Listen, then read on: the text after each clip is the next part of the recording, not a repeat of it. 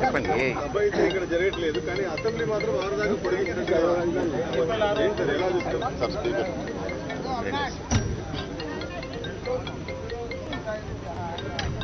అది నిజంగా అసెంబ్లీయానా అని ప్రశ్నిస్తా ఉండా.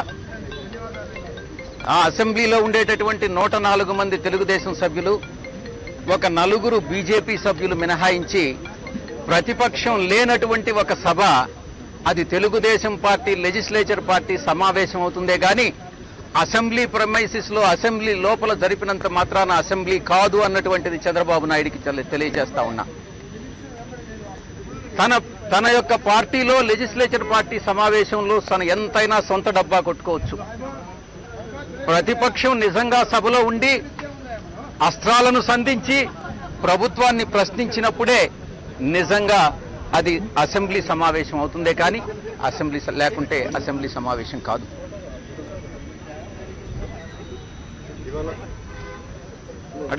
అఖిలపక్షాన్ని కూడా నిర్వహించారు, దానికి మీరు వెళ్ళలేదు, బైకాట్ చేశారు. అఖిలపక్షం వల్ల ఏమన్నా చంద్రబాబు నాయుడు చిత్తశుద్ధి ఏంది? తను 4 సంవత్సరాలుగా 2015వ సంవత్సరంలో 16వ సంవత్సరంలో ఆంధ్ర రాష్ట్రానికి ప్రత్యేక హోదా వద్దు, ప్రత్యేక ప్యాకేజీ కావాలని కేంద్రాన్ని కోరి ప్యాకేజీ తీసుకున్నటువంటి ఒక వ్యక్తి, చిత్తశుద్ధి లేనటువంటి ఒక ముఖ్యమంత్రి అఖిలపక్ష సమావేశం ఈ రోజు పిలవడం జరుగుతా ఉంది. దొంగతనం జరిగిన తర్వాత కుక్కలు మురిగినట్టుగా ఈరోజు నిద్రలేసి ప్రజలందరూ కూడా, ఆంధ్ర రాష్ట్ర ప్రజలందరూ కూడా ఈరోజు ప్రత్యేక హోదా కోరుకుంటున్నారు, రాబోయేటటువంటి ఎన్నికల్లో తనకు తగిన విధంగా బుద్ధి చెప్తారన్నటువంటి ఒక అనేటువంటి దాన్ని విశ్వసించి ఈరోజు యూటర్న్ తీసుకున్నటువంటి యూటర్న్ అంకుల్ ఈ యొక్క చంద్రబాబు నాయుడు.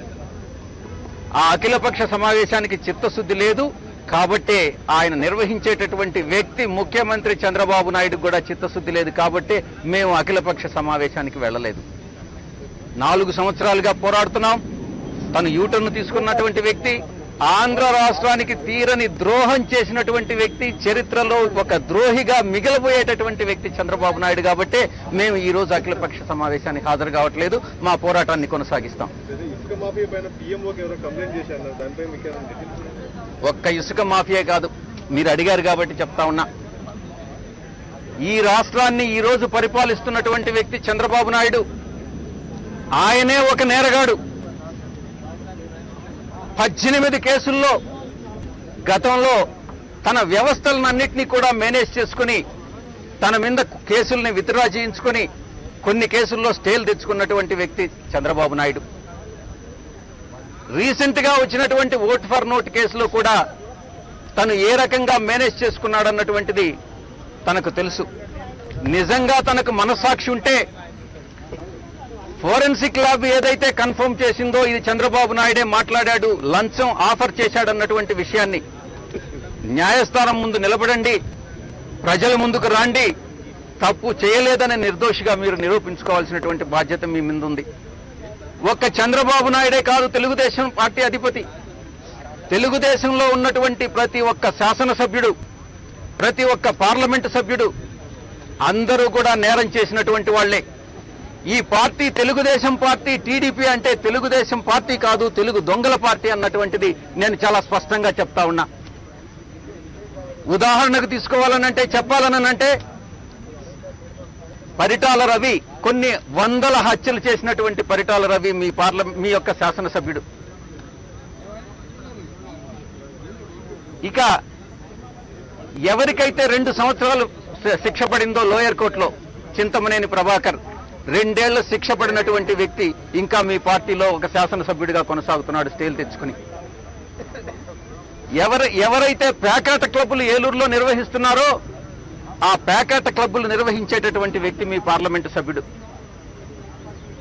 ఎవరైతే పేకాట క్లబ్బులు బెంగళూరులో నిర్వహిస్తున్నారో, జమ్మలమడుగు నుంచి వెళ్లి బెంగళూరులో పేకాట క్లబ్బులు నిర్వహిస్తున్నారో అతను మీ యొక్క మంత్రివర్గంలో మంత్రి.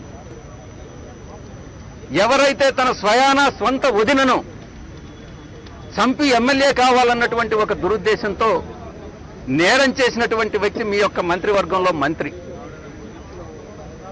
చెప్పాలనంటే కోకొల్లలున్నాయి. తెలుగుదేశం పార్టీలో ప్రతి శాసనసభ్యుడు కూడా, చాలా మంది శాసనసభ్యులు, చాలా మంది పార్లమెంటు సభ్యులు అందరూ నేరగాళ్లే.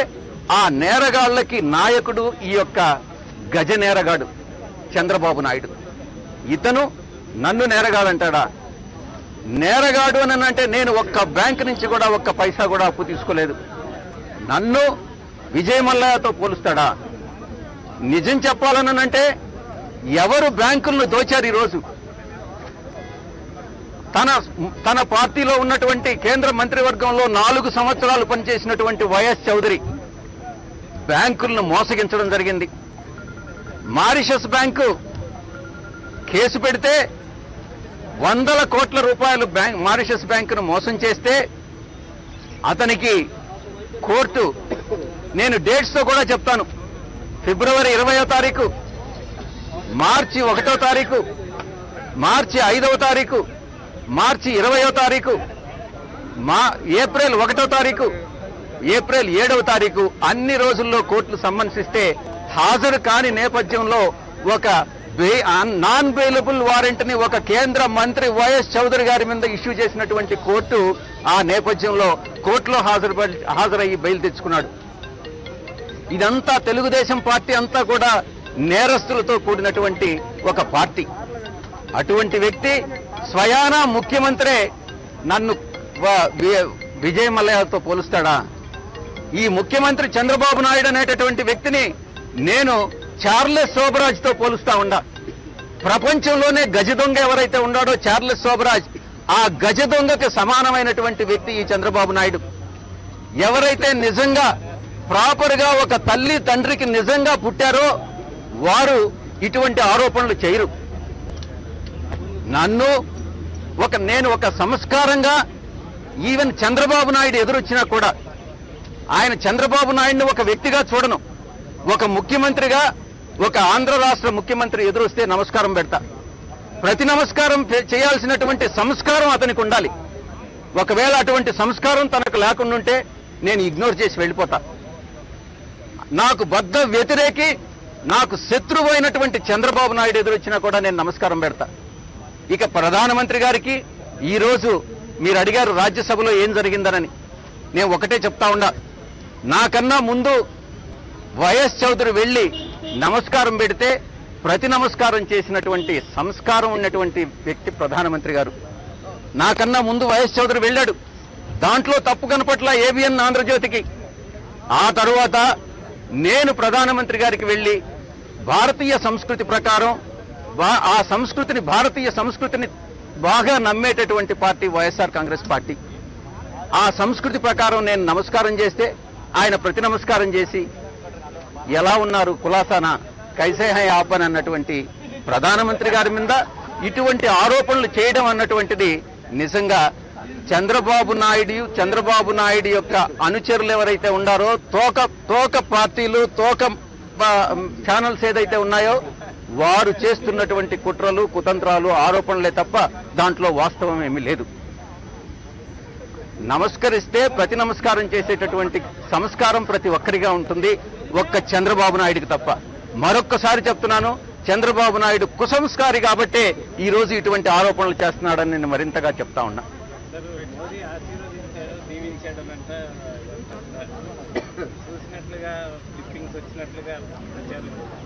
ఎవరైనా పెద్ద వ్యక్తులు కనపడినప్పుడు నమస్కారం చేసినప్పుడు తిరిగి ప్రతి నమస్కారం చేస్తారు, కైసే హై ఆపన్ అని అంటారు.